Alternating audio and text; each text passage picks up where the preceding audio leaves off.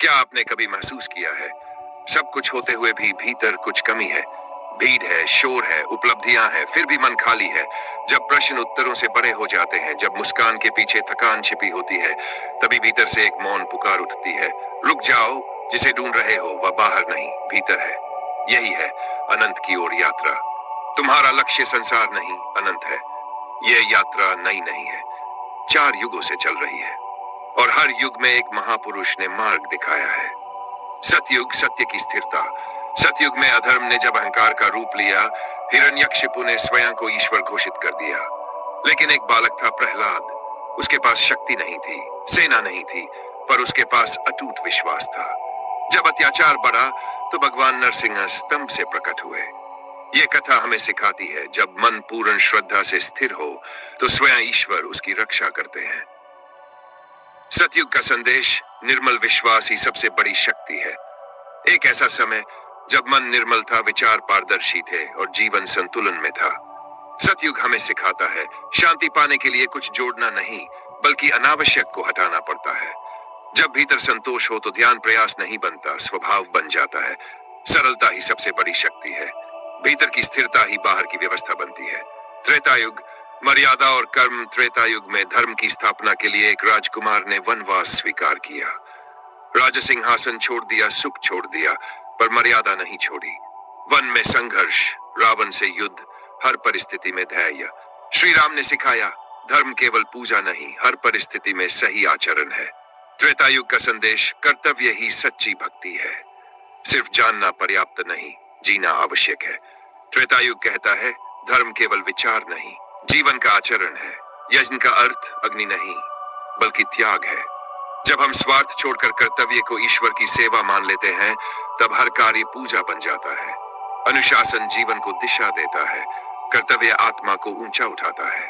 द्वापर, प्रेम और ज्ञान। द्वापर में जब युद्ध का समय आया, अर्जुन के हाथ कांप उठे। वह भ्रमित था, अपने ही संबंधियों के सामने खड़ा था। तब श्री कृष्ण ने उसे कर्म, ज्ञान और भक्ति का उपदेश दिया। उन्होंने कहा, तुम कर्म करो, फल की चिंता मत करो। महाभारत का युद्ध केवल मैदान में नहीं था, वह अर्जुन के भीतर भी था। द्वापर का संदेश, जब जीवन में भ्रम हो तो ज्ञान और प्रेम मार्ग दिखाते हैं। ये युग हमें सिखाता है, शक्ति बिना करुणा अधूरी है। भक्ति केवल मंत्र नहीं, हृदय की धड़कन है। जब प्रेम जागता है, अहंकार पिघल जाता है। जब समर्पण आता है, ईश्वर दूर नहीं रहते।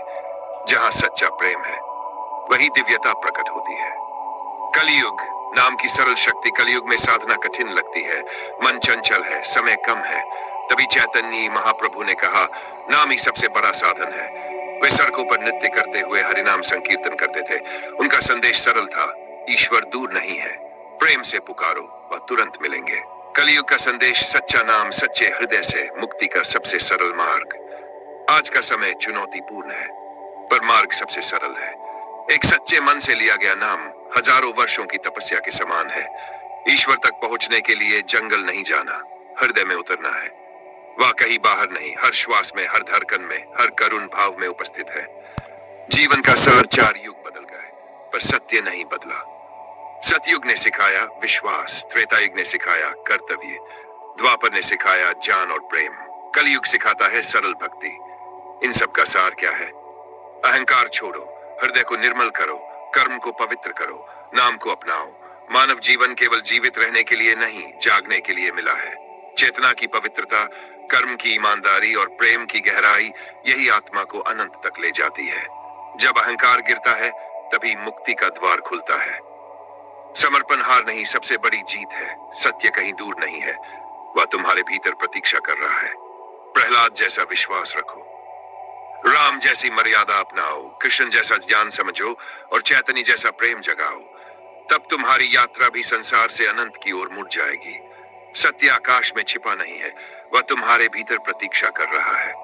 बस एक क्षण रुकना है, अपने भीतर उतरना है और उस मौन आवाज को सुनना है जो कहती है, तुम सीमित नहीं हो, तुम अनंत हो। आइए, सुने नहीं चले, जाने नहीं जिए, क्योंकि परम सत्य की यात्रा किसी और की नहीं, हमारी अपनी है। हर हर महादेव, जय सनातन धर्म।